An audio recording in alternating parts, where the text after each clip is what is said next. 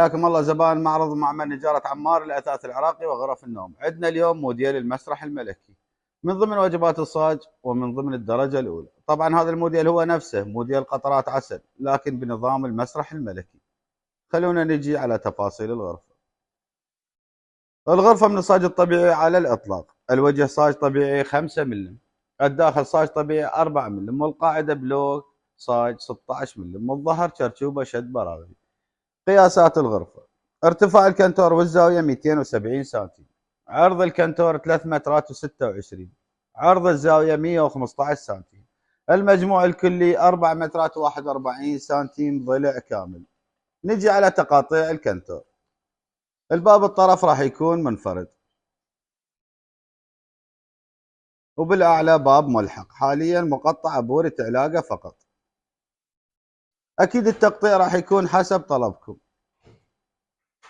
عندنا هاي الخانة بابتين سوى بهذا التصميم، وبالأسفل جرار مقطعة بهذا الترتيب. نجي على الخانة الثالثة، أيضا بابتين وبالأسفل جرار مقطعة بهذا الترتيب حاليا رفا، ومثل ما قلت لكم التقطيع الداخلي يتغير حسب ذوقكم. عندنا الباب الأخير نفس ترتيب الباب الأول، أيضا بالأعلى باب ملحق للخزن مقطع حاليا بوري تلاقة. نجي على زاوية الملابس، بابتين بهذا الترتيب وبالأسفل أيضا جرار. طبعا كل الجرارات الموجودة بالغرفة تحفير بالخشب للقوة.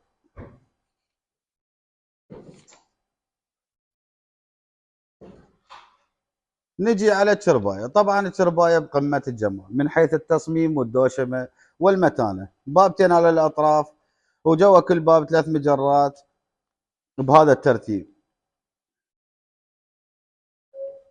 أيضا كل الجرارات تحفير بالخشب، والبوب مقطعة بهذا الترتيب. الدوشمة راح تكون خياط يدوي درجة أولى، والراس الناصع هالمرة راح يكون بنظام الخزان بهذا الترتيب والجمال، بالإضافة للدوشمة بهذا الترتيب. ولا ننسى كل النقوش اللي على هاي الغرفة من الزان المصري الدرجة الأولى. والسرير أو الصومية أكيد راح تكون لوح 6 أرجل، وسقفها بلوك بلاويد 18 ملم. ميز المراية جماله مو أقل من جمال الترباية، راح يكون بهذا الترتيب. بابتين بالأعلى بهذا الجمال مقطع رفين كل باب، وبالأسفل نظامه راح يكون 4 بوب وبهذا الترتيب، زائدا 3 مجرات مع الطابورية مثل ما راح يوضح لكم بالتصوير.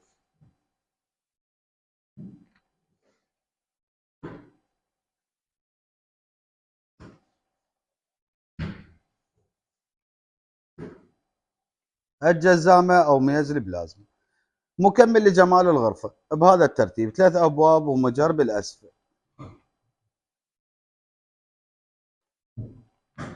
كل هذا العمل راح يكون سعره 3 ملايين و200 ألف فقط، شامل أجور النقل والشد إلى جميع محافظات العراق. حياكم الله معمل ومعرض نجارة عمار للأثاث العراقي وغرف النوم. عنوان نواصي قضاء العزيزية، منطقة معمل فخري.